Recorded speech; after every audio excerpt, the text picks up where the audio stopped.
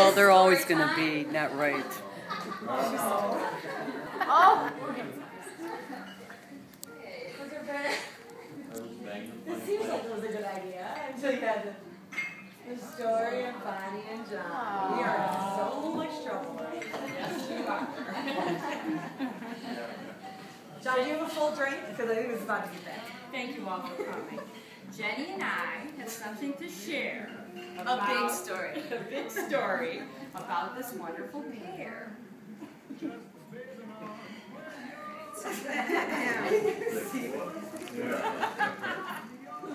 The story of Bonnie and John. This is the story of Bonnie and John, from their early years to now and beyond.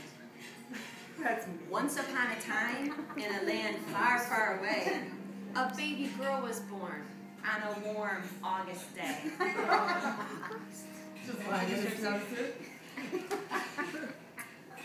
She came into this world in Cleveland, Ohio, with a cue ball head and a bright, sunny smile. They called her Bonnie Joyce, though it wasn't very new. Her cousins and her aunts had these same names, too. As this little girl grew and captured our hearts, she walked and she talked, and she showed us her smarts.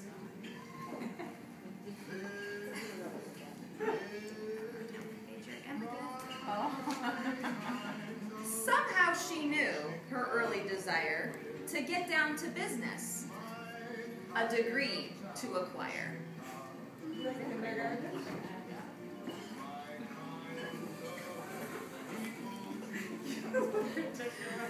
Oh,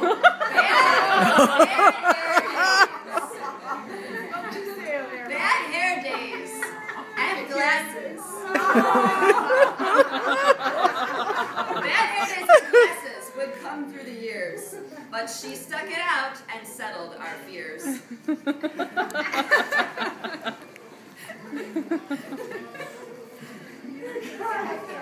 Field hockey was her sport, piano her passion, but she never really did have a great sense for fashion.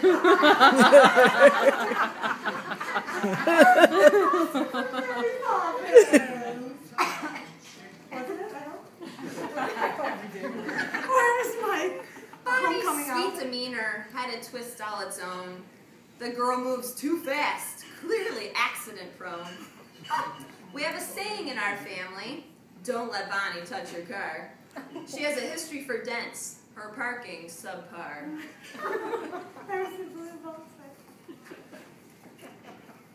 4 years at Binghamton made college fun days, from research with rats to directing her plays. When is it John's turn to be in Then off to Chicago to get education, the practice of medicine as the third generation. It's my dad and my grandfather at my graduation medical school. The tenets at Rienzi, great meals at Sapporo, are only a fraction of her Lincoln Park story. As a resident doc, work was a ton, but it was time to get out there to find the right one. The eHarmony world got her attention. One unique guy deserved special mention. And now to the second part of our equation, for why we are here for this celebration. The Lewins of Lee had a similar joy and welcomed their firstborn, a cute little boy.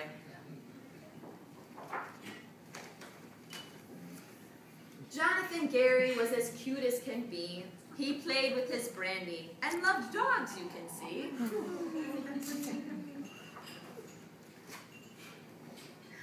This fine little man had big boots to wear. He grew into life with loving and care.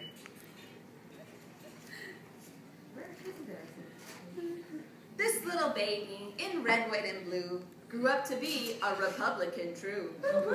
He continues to serve what he feels in his heart. A good citizen is he, always doing his part. the smile on his face, the clef on his chin.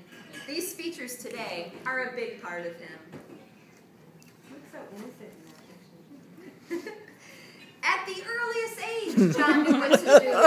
Law enforcement in Wheaton would be part of that, too. As a toddler, John chewed on every last toy. He loved his big bird, this cute little boy.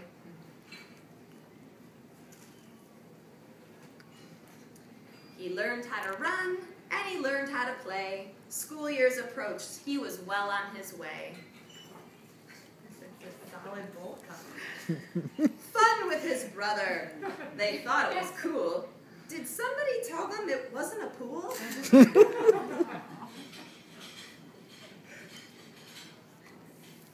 Two brothers of Wheaton grew and had fun. The years had passed by, and childhood was done. Even at a young age, this boy was real thrifty. He opened a bank account, which he thought was quite nifty.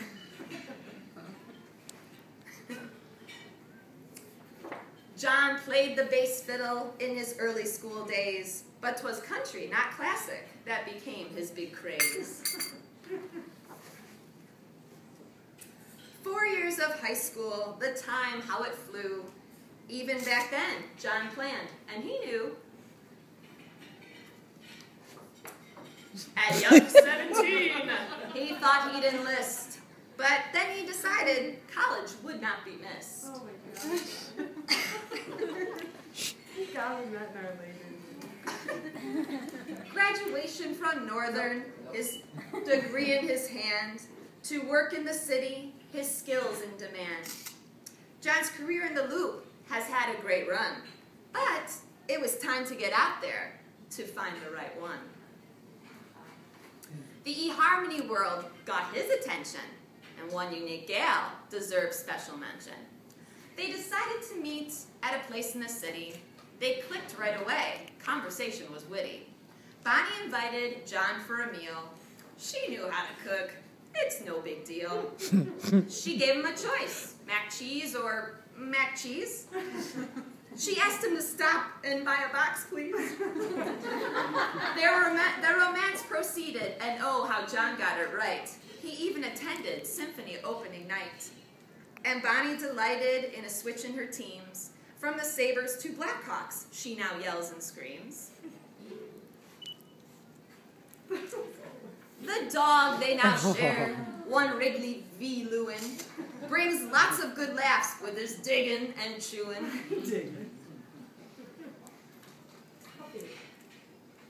And last Christmas they gave a gift for their life, declaring their wish to be husband and wife. This is the story of Bonnie and John, with families so pleased to join and move on. We give thanks for your wishes at this shower and find we would like you to write some thoughts on your mind. Please leave them some wisdom with words if you can. Give some advice to this gal and her man.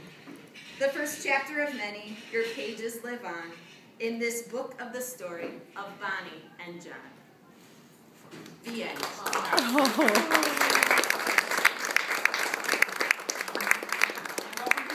Put the page out on the table, and if everybody there will give me a marker, just give a few words, and we will put it into the book of Bonnie and John, which can end up, I don't know, in the attic somewhere. The men need to get it. Coffee table, coffee table. Yeah, We have markers.